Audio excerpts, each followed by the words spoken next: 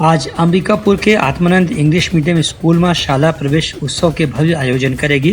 ये मौका में सरगुजा संभाग के आयुक्त शिखा राजपूत तिवारी हकीन की शाला प्रवेश उत्सव साल भर के शिक्षा के बहुत बड़े आयोजन होते। एक स्थिति लड़का मन में बहुत उत्साह देखे बर मिली से। शाला प्रवेश उत्सव राज्य शासन के द्वारा आयोजित किया गया है। सभी स्कूलों में छत्तीसगढ़ सरगुजा संभाग में सभी स्कूलों में इस तरह का आयोजन किया गया है। आप देखते हैं कि एक समय था जब स्कूल शासन बच्चों को स्कूल लाने के लिए बहुत प्रयास करते थे, लेकिन अभी उल्टा समय आ गया है। आज बच्चे स्वतः स्कूल की तरफ आ रहे हैं, बहुत ही ज़्यादा उत्साहित हैं।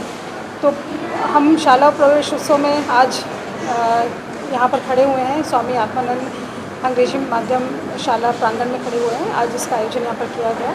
वहीं सरगुजा के कलेक्टर कुंदन कुमार के कहने से कि शाला प्रवेश उत्सव ले आज पूरा स्कूल में नवा शिक्षा सत्र शुरू हो गए है। एक स्थिति लड़का मनला अभिनंदन के साथ में उनके क्लास के पहले दिन के स्वागत करेगी।